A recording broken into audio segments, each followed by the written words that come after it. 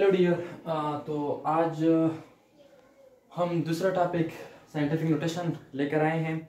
इससे पहले हमने थोड़ा सा एक्सप्लेन किया था कि बेस फिजिकल क्वांटिटी क्या है। अगर आपने वो नहीं देखा तो पिछले लेक्चर देख ले। Base physical quantity derived quantity है और इसके जो फिजिक्स के बारे में इंट्रोडक्शन हमने किया था। इसके अलावा तीसरी किस्म जो थी सप्लीमेंट्री क्वांटिटीज को हमने मतलब कि एलेबोरेट किया था। अच्छा खासा हमने एक्सप्लेन किया हुआ है और इस पर एमसीक्यूज भी किए थे। और उसमें ये था, हमने ये पढ़ा था कि सप्लीमेंट्री क्वांटिटीज दो किस्म की होती थी। एक जो होती थी, एक प्लेन एंगल में एक प्लेन एंगल होती थी। दो टाइप्स सप्लीमेंट्री क्वांटिटीज के, दो क्वांटिटीज सप्लीमेंट्री एंगल क्वांटिटीज के दो टाइप्स थे। एक प्लेन एंगल था, एक सॉलिड एंगल था। और उसमें हमने पढ़ा था कि एक सर्कल प्लेन एंगल 2D में होता है और ये 3D में होता है। ये 2D, ये 3D। इसमें सर्कल में जो होता है ये 2D और ये स्फीयर में होता है।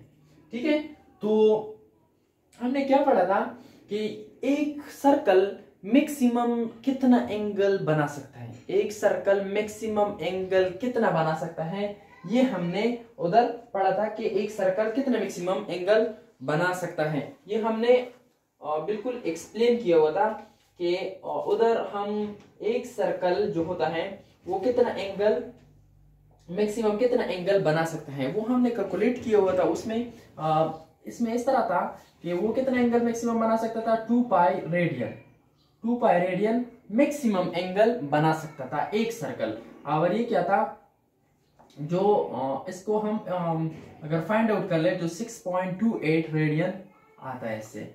ठीक है, तो ये मैक्सिमम एंगल एक सॉलिड प्लेन एंगल में 2D में सर्कल कितना मैक्सिमम एंगल बना सकता है, 2 पाई रेडियन या फिर 6.28 हम बना सकते हैं। इसमें इतना बना सकते हैं। तो और इसके साथ साथ जो सॉलिड एंगल है वो 4 पाई स्टेरेडियन मैक्सिमम एंगल एक स्फीयर बना सकता है। एक स्फीयर 3D में जो होता है, स्फीयर 3D में होता है, तो वो कितना एंगल बना सकता है। अगर सेंटर के साथ हम करें, अगर पूरे स्फीयर में फाइंड करें तो मैक्सिमम कितना बना सकता है, 4 पाई स्टेरेडियन बना सकता है। तो आज हम दूसरे टॉपिक की तरफ जाते हैं, जो कि क्या है, वो है साइंटिफिक नोटेशन की तरफ जाते हैं। हम साइंटिफिक नोटेशन को आज एक्सप्लेन करेंगे। Scientific notation, any number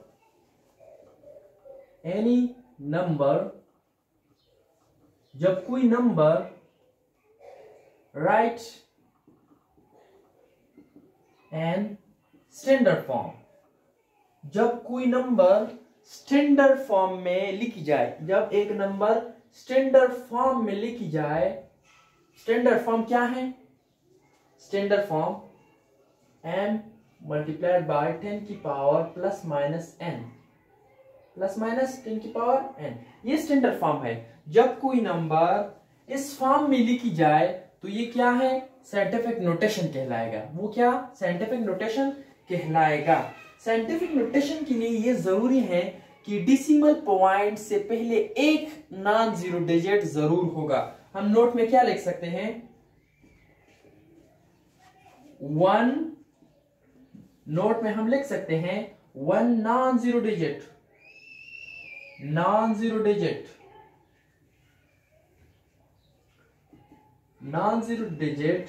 at the left side, जब एक non zero digit at the left side of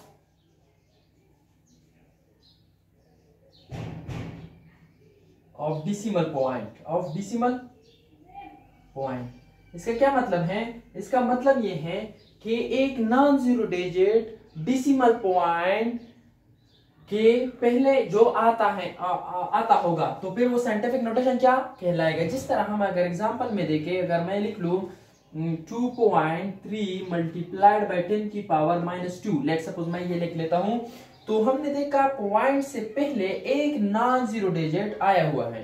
point से पहले एक non zero digit, one non zero digit at the left side पर, मेरा लेफ्ट साइड ये है, लेफ्ट साइड पर डिसिमल पॉइंट से पहले एक नॉन जीरो होना लाजमी है, एक का वन नॉन जीरो डिजिट। अगर मैं दूसरा एग्जांपल ले लूं इसके साथ, ये पहला था, दूसरा 35.4 मल्टीप्लाइड बाय 10 पावर माइनस 2, अगर मैं इसी तरह ही ले लूं तो ये साइंटिफिक नोटेशन पहले वाला जो था वो साइंटिफिक नोटेशन है, ये साइंटिफिक नोटेशन स्टैंडर्ड फॉर्म में है, लेकिन ये स्टैंडर्ड फॉर्म में नहीं, क्योंकि इधर जिक्र किया हुआ है कि वन नॉन जीरो डिजिट, इधर 2 है, इधर 2 डिजिट है, तो ये साइंटिफिक नोटेशन स्टैंडर्ड फॉर्म में नहीं है, ये साइंटिफिक नोटेशन फॉर्म में नहीं है। अगर तीसरे एग्जांपल को मैं देख लूं, अगर मैं लिख लूं 0.238 मल्टीप्लाइड बाय 10 पावर माइनस 9 या 2 कुछ भी ले लूं, तो ये भी साइंटिफिक फॉर्म में नहीं है, साइंटिफिक फॉर्म में, स्टैंडर्ड फॉर्म में नहीं है, क्योंकि अगर हम देख ले तो साइंटिफिक इशारा जो वो पॉइंट है, डेसिमल पॉइंट है, उससे पहले एक नॉन जीरो का होना लाजमी है, वन नॉन जीरो का होना लाजमी है, लेकिन इधर तो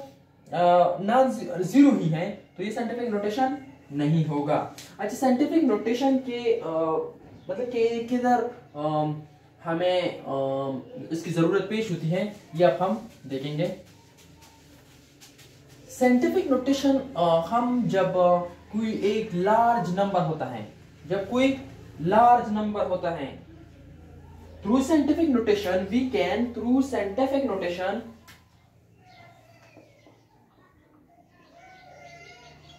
साइंटिफिक नोटेशन से, through scientific notation we can write, हम लिख सकते हैं very large or very small number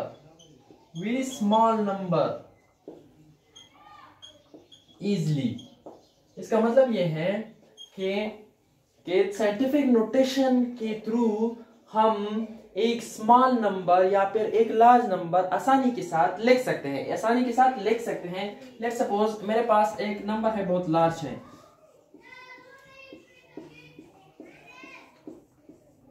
अगर मैं ये लिख लूं मीटर पर सेकेंड, तो इसका लिखना मुश्किल है। अगर इधर मैं इस तरह कर दूं 3 मल्टीप्लाइड बाय 10 की पावर कितना है, 1 2 3 4 5 6 7 8, अगर इस तरफ से आऊंगा तो प्लस 8 या फिर 8 लिख ले, मीटर पर सेकेंड, ये आसान है लिखने में। Through scientific notation we can write very large number easily. अब हम अगर शॉर्ट में देख ले कि हाँ स्मॉल सा नंबर हम किस तरह लिखेंगे, अगर इस तरह हो, ये पहला एग्जांपल था, दूसरा एग्जांपल अगर मैं इस तरह ले 0.000000006 प्लस 10 टू द पावर 2 लिख ले, तो देखे इशारे इधर है, नॉन जीरो भी है, साइंटिफिक नोटेशन के लिए जरूरी है कि इशारे किधर हो, इधर हो, तो 1 2 3 4 5 6 7 8 है, इनसे इस साइड पे जाएगी, तो 6 मल्टीप्लाइड बाय 10 की पावर 2 इधर है, लेकिन इस साइड अगर जाएंगे तो माइनस होगा, -8, तो क्या बन जाएगा 6 मल्टीप्लाइड बाय 10 की पावर -6, इसके साथ यूनिट जो उसकी यूनिट हो, ठीक है। तो साइंटिफिक नोटेशन के थ्रू हम स्मॉल नंबर को या फिर लार्ज नंबर को आसानी के साथ लिख सकते हैं। ये था इसकी यूज ये है कि हम लार्ज नंबर को या फिर शॉर्ट नंबर को, स्मॉल नंबर को हम इजीली लिख सकते हैं। साइंटिफिक नोटेशन के लिए जरूरी है कि आप स्टैंडर्ड फॉर्म में लिखें। स्टैंडर्ड फॉर्म के लिए जरूरी है कि इशारे से पहले एक नॉन जीरो का होना लाजमी है, इशारे से पहले वन नॉन जीरो का होना लाजमी है। अच्छा, इसके बाद एक टॉपिक है प्रीफिक्सेस। हम अब प्रीफिक्सेस को स्टडी करेंगे। प्रीफिक्सेस क्या है, अब हम प्रीफिक्सेस को स्टडी करेंगे। प्रीफिक्सेस क्या है वो हम अब स्टडी करेंगे। प्रीफिक्सेस स्पेशल पावर्स ऑफ 10 को स्पेशल नाम्स दिए हुए हैं, तो उसको हम क्या कहते हैं, प्रीफिक्सेस कहते हैं। क्या prefixes,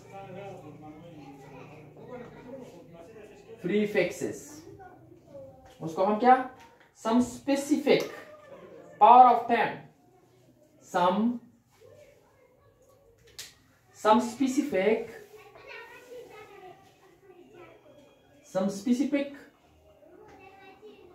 powers of 10, some specific powers of 10, जब कुछ महसूस स्पेसिफिक जो महसूस होते हैं पावर्स ऑफ 10, पावर ऑफ 10 जो होते हैं, have some specific names, have some specific names called prefixes. देखें, इसको prefixes कहते हैं. prefixes कैसे कहते हैं?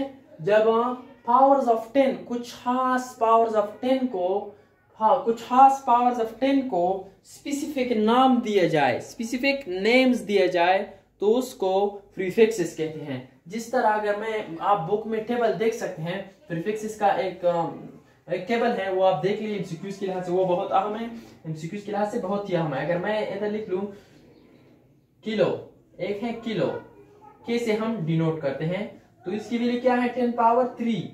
10 पावर 3 को हम क्या कहते हैं? किलो कहते हैं. जिस तरह मैं लिखूं मिली, एम से हम डिनोट करते हैं, ये 10 पावर -3 को डिनोट करते हैं. जिस तरह हम कहते हैं मेगा, मेगा, मेगा 10 पावर 6 को कहते हैं, 10 पावर 6 को. तो इस तरह अगर हम पीको 10 पावर -12 को कहते हैं. इस तरह अगर मैं कोई और लिख सकता हूं, बहुत सारे हैं. पेम्टो 10 पावर 15, वो भी हो सकता है, वो 10 पावर -15 ये भी हो सकता है. लेकिन ये एग्जांपल है. कुछ महसूस पावर्स ऑफ 10 को, कुछ महसूस पावर्स ऑफ 10 को हम क्या कहते हैं? प्रीफिक्सेस कहते हैं. महसूस पावर्स ऑफ 10 को, some specific powers of 10 have some specific names called prefixes, उसको हम प्रीफिक्सेस कहते हैं. जिस तरह देखें, किलो जो है 10 पावर 3 है, मिली 10 पावर -3 है, मेगा. आप बुक में एक टेबल देख सकते हैं, बुक में उसका एक टेबल है, वो देख ले, वो सारा प्रीफिक्सेस कहलाते हैं, वो सारे प्रीफिक्सेस कहलाते हैं. अच्छा, अब कुछ कन्वेंशनल रूल्स ऑफ यूनिट है. क्या है? Conventional rules of unit. Units को किस तरह हम रूल्स, उसके लिए रूल्स जो है वो आप हम पढ़ेंगे. रूल्स क्या है? कन्वेंशनल रूल्स, यूनिट्स के लिए कन्वेंशनल रूल्स क्या है? देखिए,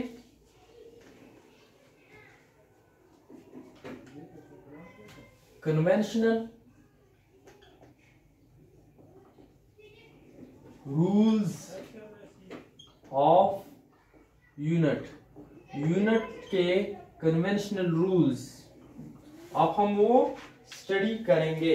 देखें, if you right F, you write the full name of unit. जब आप full name of unit लिखना चाहेंगे, then you must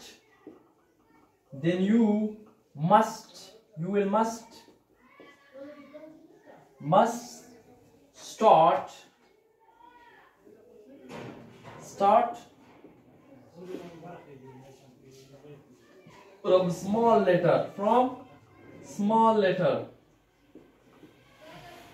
small letter से आप शुरू करेंगे. देखिए, इसका मतलब क्या है? इसका मतलब क्या है? जब एक यूनिट आप लेके होगे, एक यूनिट, और उसका पूरा नाम आप लिखोगे, पूरा नाम. If you right the full name of unit, जब आप यूनिट के पूरे, जब एक यूनिट का पूरा नाम आप लिखोगे, पूरे नाम के साथ आप जाहिर रिप्रेजेंट करना चाहोगे, तो आपने स्मॉल लेटर से शुरू करना है. स्मॉल लेटर से शुरू करना है. जिस तरह अगर मैं कह दूं एग्जांपल में, ये मीटर, मैं पूरा नाम लिख रहा हूं, तो आपने स्मॉल में मीटर लिखना है. अगर मैं कह लूं न्यूटन, तो आपने एन को इधर स्मॉल लेटर, इधर भी स्मॉल, न्यूटन स्मॉल लेटर से. आप फेराड, इस तरह बहुत सारे हैं जो कि हम किलोग्राम, तो आपने स्मॉल से अगर पूरा नाम लिखोगे, के स्मॉल में है, एफ, इस तरह ये स्मॉल में ही आप लिखोगे. जब आप पूरे नाम को बताएंगे यूनिट के तौर पर, if you right the full name of unit, full name को अगर मैं लिखना चाहूं, तो आपने शुरू स्मॉल लेटर से करना है, शुरू स्मॉल लेटर से करना है। इसके बाद सेकेंड रूल,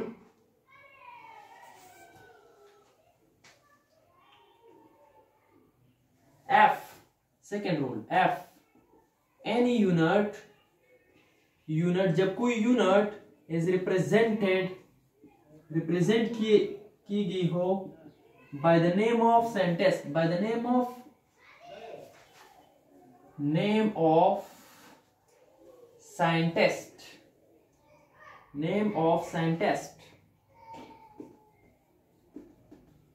then symbolically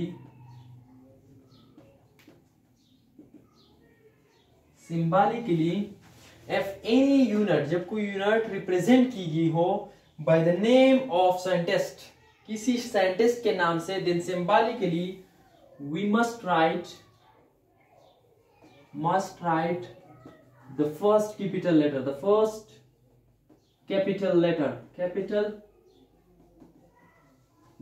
देखिए इसका क्या मतलब है, जब एक यूनिट साइंटिस्ट के नाम से रिप्रेजेंट की गई हो तो सिंबॉलिकली हम क्या कर सकते हैं, we must write the first capital letter। इसका क्या मतलब है, इसका मतलब ये है कि अगर कोई यूनिट है, जिस तरह न्यूटन, जिस तरह फेराड, ये सारे क्या हैं, न्यूटन, फेराड, ये क्या है, साइंटिस्ट के नाम है, लेकिन ये यूनिट भी है, साइंटिस्ट के नाम है न्यूटन, फेराड, इसी तरह केल्विन, ये है साइंटिस्ट के नाम है। तो साइंटिस्ट के नाम को हम क्या कहते हैं, तो जब सिंबॉलिकली, सिंबल की थ्रू से हम उसको रिप्रेजेंट करेंगे तो क्या करेंगे, कैपिटल लेटर से, जिस तरह न्यूटन, एग्जांपल के तौर पर न्यूटन को एन को कैपिटल एन, सिंबॉलिकली सिर्फ सिंबॉलिकली तो कैपिटल लेटर से रखो, जिस तरह फेराड एफ के साथ, इस तरह केल्विन, ये सारे साइंटिस्ट के नाम भी है और इस पर यूनिट भी इससे रिप्रेजेंट होती है। न्यूटन जो है, फेराड जो है, केल्विन जो है, ये सारे क्या हैं, ये साइंटिस्ट के नाम भी है और यूनिट भी इसमें जाहिर होती है। तो अगर कोई यूनिट रिप्रेजेंट की गई हो by the name of scientist, कोई साइंटिस्ट के नाम से, then symbolically we must write the first capital letter। तो symbolically हम कैपिटल लेटर को, फर्स्ट कैपिटल लेटर को लिखेंगे। अगर इसके साथ अगर कोई साइंटिस्ट का नाम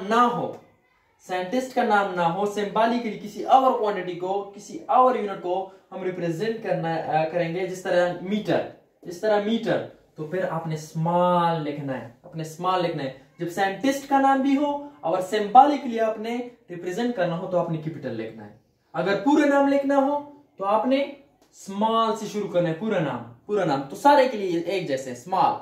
अगर साइंटिस्ट का नाम हो, सिंबॉलिकली रिप्रेजेंटेशन हो, तो आपने साइंटिस्ट का नाम कैपिटल में लिखना है। अगर साइंटिस्ट का नाम ना हो, जिस तरह मीटर हो, कीजी, ये आपने स्मॉल में लिखना है, ये आपने स्मॉल में लिखना होगा। अच्छा, इसके बाद रूल नंबर 3 को हम पढ़ते हैं। रूल नंबर 3 को अब हम पढ़ते हैं।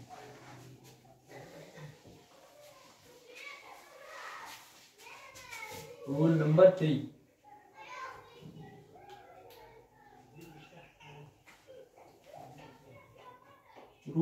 3, F, you are using, जब आप प्रीफिक्सेस को यूज करेंगे, if you are using prefixes, जब आप प्रीफिक्सेस की यूज करेंगे, then there will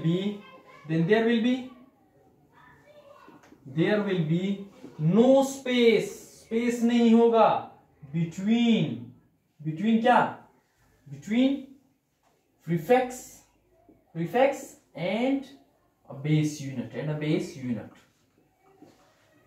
जब आप प्रीफिक्सेस को यूज करेंगे तो प्रीफिक्स और बेस यूनिट के दरमियान कोई स्पेस नहीं होगा। इस तरह एग्जांपल ले लूं, ये जी एग्जांपल में मैं ले लूं 5 मिलीमीटर, 5 मिलीमीटर, इसके दरमियान कोई स्पेस नहीं होगा, इसके दरमियान कोई स्पेस नहीं होगा, 5 मिलीमीटर। इस तरह कोई और ले लो, प्रीफिक्स भी इसके साथ हो, 10 मेगा वाट, वाट यूनिट है, मीटर यूनिट है, लेकिन ये क्या है, प्रीफिक्स है, मेगा क्या है, प्रीफिक्स है, तो प्रीफिक्स आवर, इसके दरमियान कोई स्पेस नहीं होगा, इसके दरमियान कोई स्पेस नहीं होगा। इसका मतलब क्या है, if you are using prefixes then there will be no space between prefix and the base unit, prefix और बेस यूनिट में कोई स्पेस नहीं होगा, इन दोनों में दरमियान कोई स्पेस नहीं होगा। अच्छा, अगर must be space, must be space, space जरूर होगा बिटवीन क्या, 2 यूनिट्स, जब 2 यूनिट्स के दरमियान स्पेस जरूर होगा, 2 यूनिट्स और 2 और मोर यूनिट्स, 2 या 2 से ज्यादा भी हो सकते हैं, ठीक है। देखिए, स्पेस जरूर होगा, मस्ट बी स्पेस बिटवीन 2 और मोर यूनिट्स। इसका क्या मतलब है, अगर मैं एग्जांपल ले लू, फोर्स, अगर मैं फोर्स की यूनिट क्या है, न्यूटन मीटर, अगर 10 न्यूटन मीटर, न्यूटन भी यूनिट है, मीटर भी यूनिट है, तो 10 न्यूटन मीटर, इसके दरमियान क्या होगा, मस्ट बी स्पेस, स्पेस जरूर होगा, स्पेस जरूर होगा। इस तरह अगर मैं Planck's constant joule second is equal to H F, तो ठीक है, जूल सेकेंड जो है, जूल सेकेंड, तो जूल सेकेंड में आपने क्या करना है, जूल सेकेंड में आपने सेकेंड, तो आपने स्पेस जरूर दरमियान में देना है, स्पेस जरूर इसके दरमियान आपने देना है, जूल सेकेंड आपने स्पेस जरूर देना है इसके दरमियान, ठीक है। तो ये है एक आवर, मतलब कि प्रीफिक्स आवर यूनिट के दरमियान स्पेस नहीं होगा, लेकिन 2 यूनिट्स के दरमियान, 2 या 2 से ज्यादा की यूनिट के दरमियान स्पेस जरूर होगा। ये है क्या, 4 नंबर रूल्स। तो 5 नंबर रूल्स के कुछ चलते हैं, तो 5 नंबर रूल्स, 5 नंबर रूल में हम क्या पढ़ते हैं,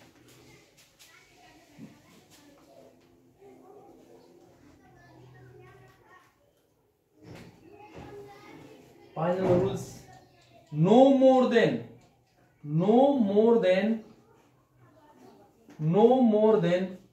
one prefix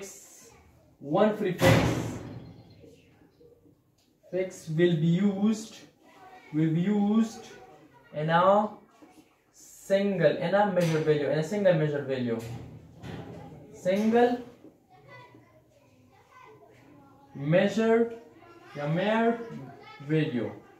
एक मेजर्ड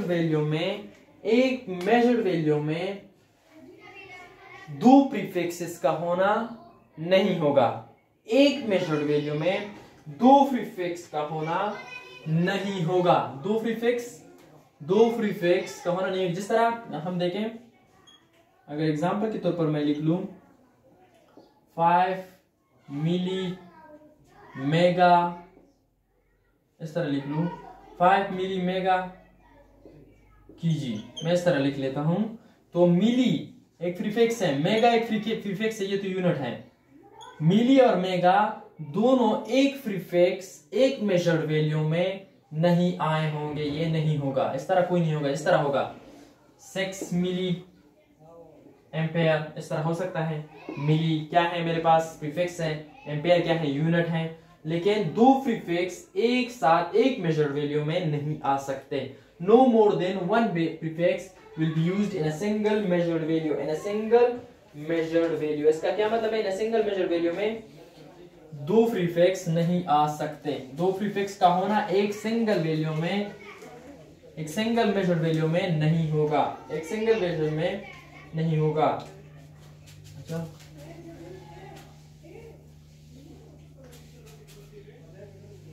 देखें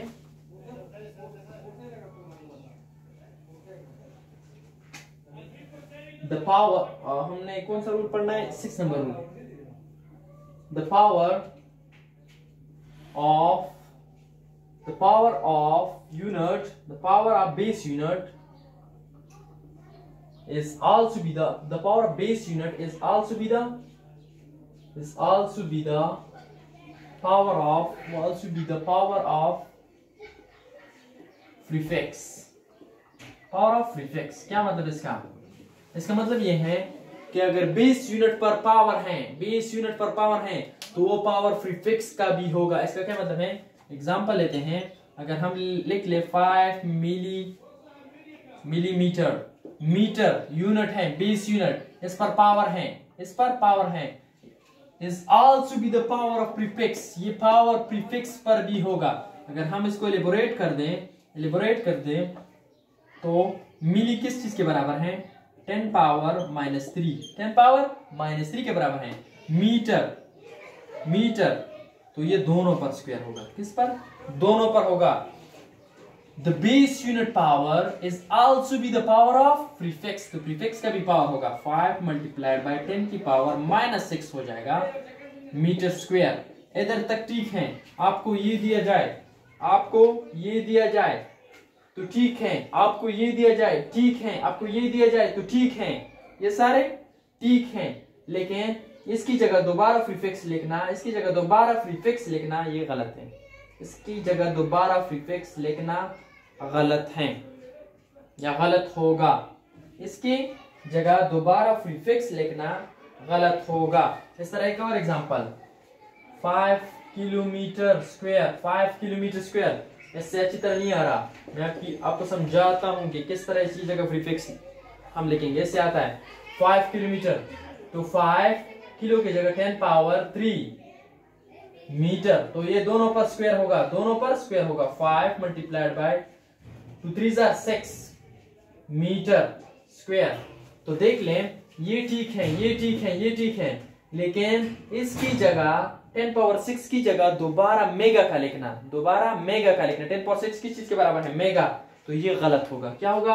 अगर आप इस तरह लिखोगे 5 multiplied by 10 5 mega metre square, तो ये गलत होगा. इधर तक ठीक है. प्रीफिक्स को एक बार खोलने के बाद दोबारा प्रीफिक्स पुट करना, एक बार खोलने के बाद दोबारा बंद करना, तो फिर आपने पावर दोबारा इसी प्रोसेस में से करना है. मतलब कि 2 आपने इधर रखना है तो इधर 3 रह जाएगा, तो इसकी जगह के लो, ये ठीक होगा. लेकिन ये गलत है क्योंकि ये स्क्वायर दोबारा इस पर आ जाएगा तो फिर मामला बढ़ता ही जाएगा. ठीक है, ये फिर गलत होगा. इस तरह गलत होगा. तो लास्ट रूल क्या है? 7 number rule number 7, all data must be in standard system. क्या है 7 number rule? all data must be in standard system. all data must be in standard system. Total data जो होगा वो स्टैंडर्ड सिस्टम में होगा. SI system में होगा. देखें क्या मतलब है इसका? मतलब ये है, अगर एक क्वांटिटी SI में हो, और दूसरी CGS में हो, तो रिजल्ट ठीक नहीं आएगा. तो रिजल्ट ठीक नहीं आएगा. इसका मतलब ये है कि अगर एक क्वांटिटी SI में है तो दूसरी भी SI में होगी. सारे के सारे SI में होंगे, तो फिर रिजल्ट ठीक आएगा. All data must be in standard form. अगर मैं एक MCQs कर लूं, which one is the correct unit of work. अगर मैं इधर ये कर लूं तो और इस तरह दे दूं, करेक्ट यूनिट क्या होगा? ये MCQs रख लें. ए ऑप्शन में मैं लिख रहा हूं, ए ऑप्शन में न्यूटन मीटर. बी ऑप्शन में लिख रहा हूं, बी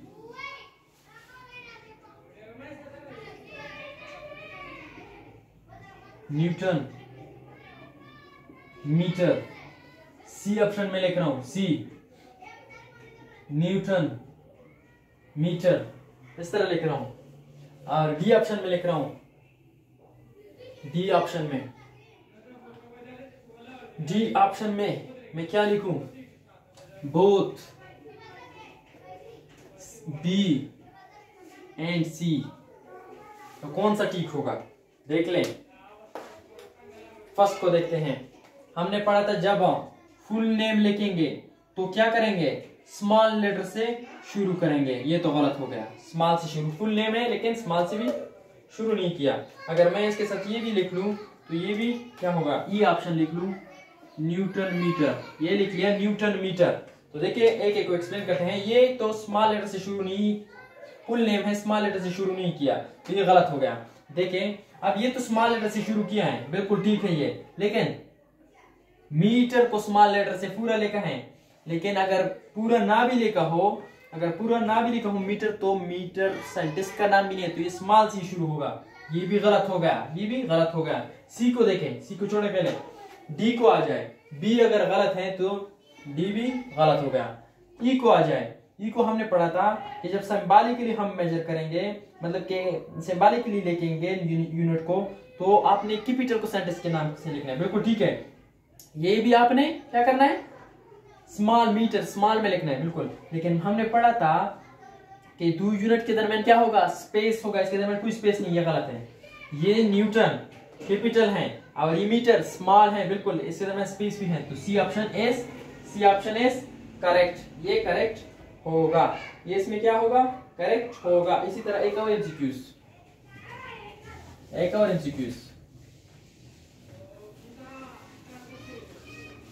इस तरह एमसीक्यूज आ सकता है। देखें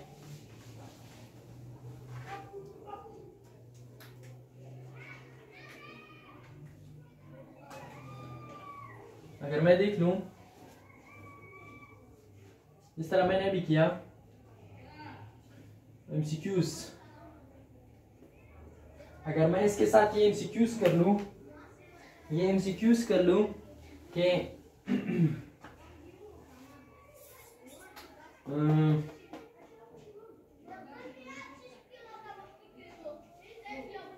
10 meter square can be written as, किस तरह लिख सकते हैं, देखें।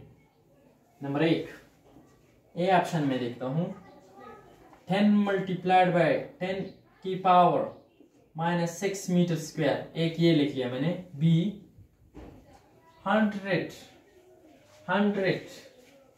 Cross 10 to the power -6 metre square. C option में देख लूं, सी ऑप्शन में अगर मैं किलोमीटर स्क्वायर लिख लूं तो फिर और भी अच्छी हो जाएगी, 10 किलोमीटर। अच्छा माइक्रो, ठीक है, इस तरह करता हूं, माइक्रो तो 10 माइक्रोमीटर स्क्वायर, ठीक है। और डी में लिख लूं बोथ ए एंड सी। तो देख ले पहले बी को देख ले। हमने क्या पढ़ा था, हमने ये पढ़ा था कि अगर हम मिली को खोलेंगे तो 10 पावर -3 10 पावर -3 के ऊपर स्क्वायर भी आ जाएगा, 10 पावर -6 बन जाएगा, इसके ऊपर स्क्वायर 10 पावर -6 आ जाएगा, ठीक है। 10 पावर -6 तो है मीटर स्क्वायर, बिल्कुल ठीक है। लेकिन इस पर कोई असर नहीं होगा, ये गलत हो गया, ये सेम रहेगा। इसको देखते हैं, जब प्रीफिक्स एक बार खोल जाए तो दोबारा उसकी जगह दूसरा प्रीफिक्स पुट करना, माइक्रो, तो ये गलत होगा। हमने पढ़ा था अगर बी सी गलत हो गए तो सी गलत हो गया तो ये गलत हो गया, ठीक है। तो देखिए 10 अपनी जगह, इसकी जगह 10 पावर -3, इसकी जगह 10 पावर -3, इसकी स्क्वायर ले लें, स्क्वायर इस पर भी है इस पर भी होगा, 10 पावर -10 हो जाएगा, 10 मल्टीप्लाइड बाय 10 पावर -6, तो फिर मीटर स्क्वायर अपनी जगह। तो ये ऑप्शन करेक्ट होगा, ऑप्शन ए इज करेक्ट। तो आज हमने साइंटिफिक नोटेशन को पढ़ा और प्रीफिक्सेस को पढ़ा और उसके कन्वेंशनल रूल्स ऑफ यूनिट्स को पढ़ा। इसके बाद हम एरर को एक्सप्लेन करेंगे और एरर के टाइप्स को एक्सप्लेन करेंगे, और जो जीरो एरर है उसमें positive zero error, negative zero error, उसको हम एक्सप्लेन करेंगे। Thank you so much for watching me.